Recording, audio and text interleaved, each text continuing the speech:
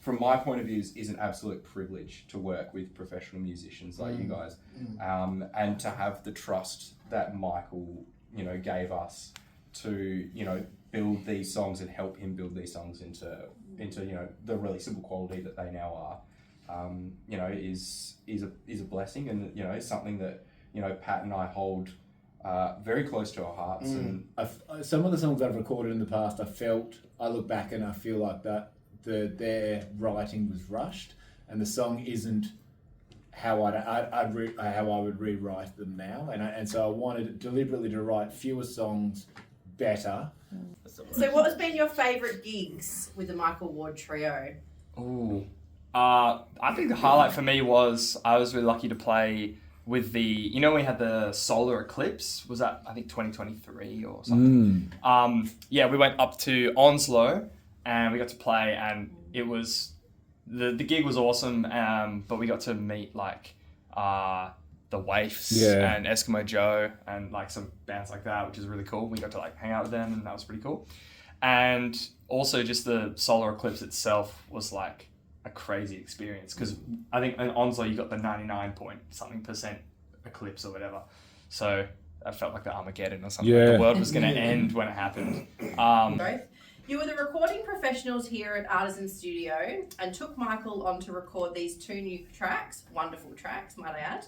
Have you ever recorded an artist that needed so much post-production to get a song in tune and time and in key? Yes. Yeah. There's not many people I've worked with that have the insane work ethic that Michael has. He really looks after us when we go on tours.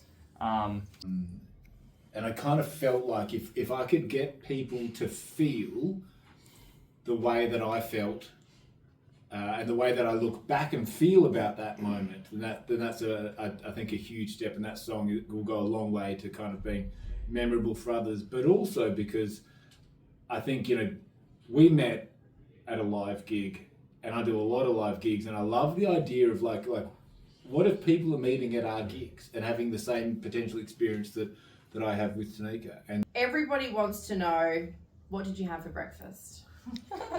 Eggs. It had to be eggs. Always eggs? Always eggs. Always eggs. Lots of eggs. How did these songs unfold for you in the studio? So take us through a bit of a journey of how it all happens. This is a pretty easy one, to be honest. A lot of times we will do pre-production sessions where artists will come and sit down with us, and we will go through the full arrangement and help them with their lyrics and ideas, and guide them through the process of how to build instrumentation and what instruments are going to fit the vibe of the song that they want.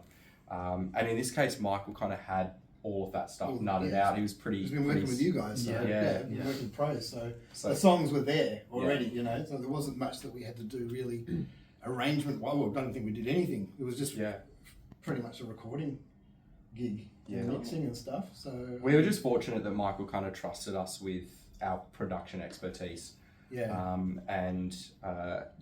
recording sessions were recording and production sessions, not just recording sessions. So we did get to have creative input. We weren't just button monkeys. And button monkeys. Great. Yeah. Well, it wasn't just hit record. It was, hey, that was a great take. Why don't we try it like this? Or He came home and told Tanika about this, and she was like, I never want to hear you say that.